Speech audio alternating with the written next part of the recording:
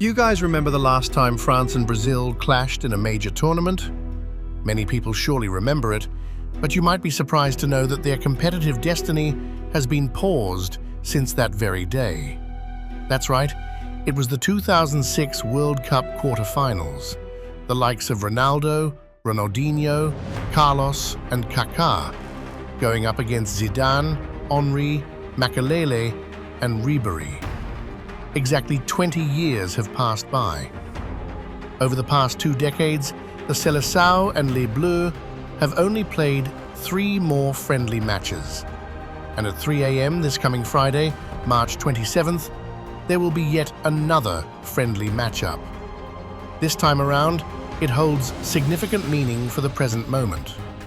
A rigorous dress rehearsal heading into the 2026 World Cup. The pride of the football kingdom is currently in the dawn of the Carlo Ancelotti era. It is an era filled with hope after a long, exhausting period of trying to find their true identity again. On the flip side, Didier Deschamps is getting ready to close out his many years of dedication with expectations that he will hand the tactical board over to Zinedine Zidane. Their head-to-head history, interestingly enough, is currently sitting at a perfect dead heat, with 6 wins split evenly for each squad. The 2 teams have tied each other 3 times. In their most recent encounter, back in 2015, Brazil claimed a triumphant victory right on the pitch at the Stade de France. Just ahead of their upcoming rematch at Gillette Stadium, let's take a trip down memory lane and re-watch the most memorable highlights between these 2 teams. On June 24, 1958, the Rosunda Stadium in Stockholm, Sweden, welcomed a light drizzle. For the first time in history, the French national team faced off against Brazil in an official match. spectators in Paris Gathered around their black and white TVs, holding their breath to follow every single touch. The French brought a razor-sharp lineup, led by the elegant Raymond Kopa and Just Fontaine, a notorious goal-scoring machine. Facing them was a Brazil squad also overflowing with glory, featuring Garrincha, Didi, Vava, Zagallo, and a 17-year-old teenager named Pelé. It was a fiery clash, just as expected. When the score was 2-1 in favor of the yellow and green squad, the French began to push forward.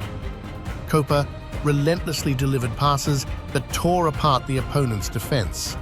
Fontaine swung his leg to finish, his eyes burning with the hope of an equalizer. But right at the exact moment the Europeans' belief surged, disaster struck. That teenage boy began to make his statement. In just 23 minutes, Pelé delivered 3 fatal blows to the French national team's goal. the 53rd minute, The 64th minute and the 76th minute. These cold numbers pierced right through the hearts of the fans from the Hexagon nation. The hat-trick drowned out any effort to catch up. June 21st, 1986. The Jalisco Stadium in Guadalajara, Mexico. The sky did not have a single cloud, but the blazing outdoor temperature was scorching the feet running on the grass. Following the heartbreak of 1958, the French brought to Mexico a deep hunger for an overthrow. But the old script was just waiting to repeat itself. The representative of the Americas surged ahead to take the lead. In the 17th minute, Kaka unleashed a cold-blooded shot that tore into the net of the Gallic Roosters. The samba dance caught fire in the stands once again, dreaming of yet another victory. but Michel Platini Refused to resign himself to fate. The number 10 of the French national team quietly picked up the ball, his sharp and cold eyes locked on the opponent.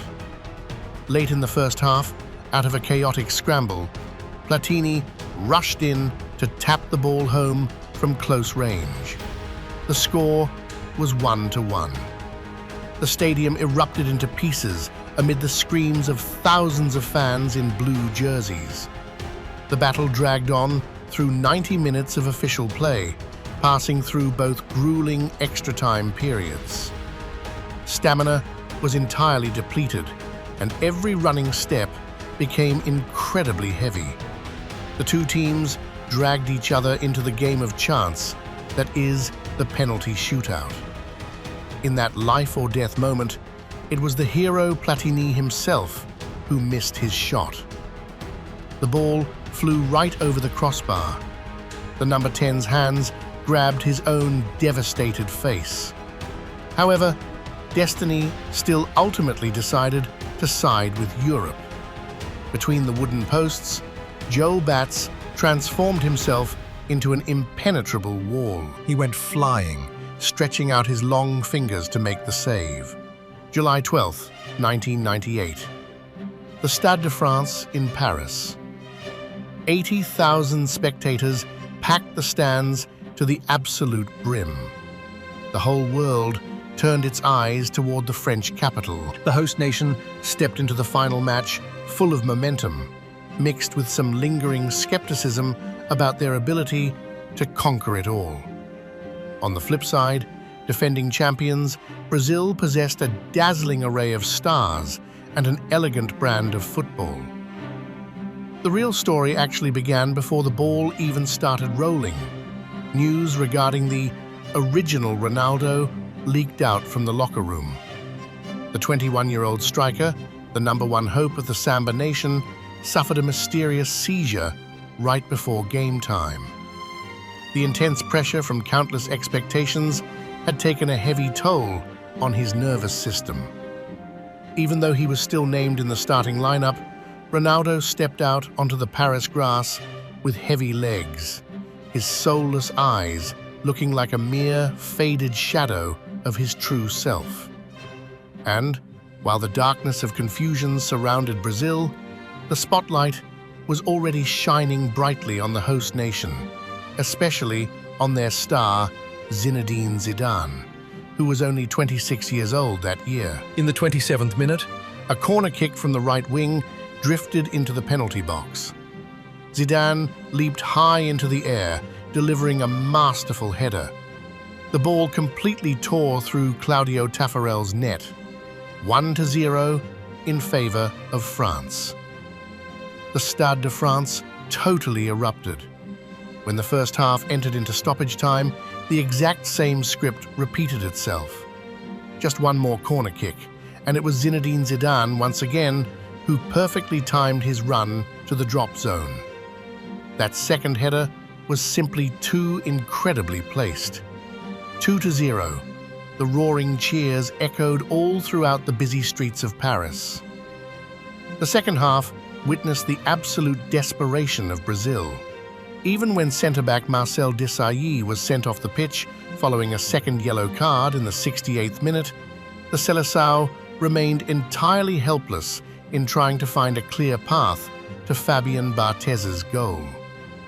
The magical feet of Rivaldo, Bebeto, and Leonardo were completely shut down in front of the steely defense of the Frenchman. Right at the 90+3 minute mark, Emmanuel Petit turned on the Jets to sprint down the field, received a crisp pass from Patrick Vieira, and fired off a cold-blooded cross-corner finish. 3-0. In that exact moment, the broadcast cameras perfectly captured the image of Ronaldo with his head bowed down, staring blankly as the ball rolled right into the net. July 1st, 2006. The Waldstadion Stadium in Frankfurt, Germany. This time around, it was Brazil's turn to carry a blood debt. The Seleção arrived in Germany as the reigning world champions, possessing the most terrifying attacking lineup of the decade: Adriano, Ronaldo, Ronaldinho, and Kaka. Those four names struck absolute terror into any defense they faced.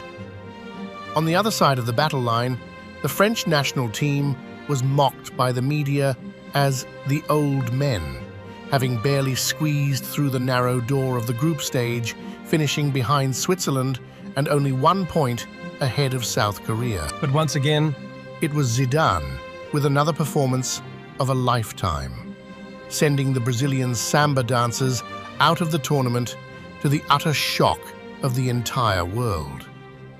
Zidane seemed to step right out of a classical symphony, completely dominating the match with masterful ball control before delivering a carved-into-memory assist for Thierry Henry to score the lone goal.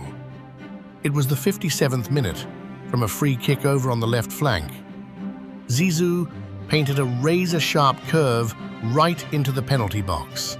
Thierry Henry sneaked in behind the Brazilian defense, tapping the ball straight into the roof of Dida's net.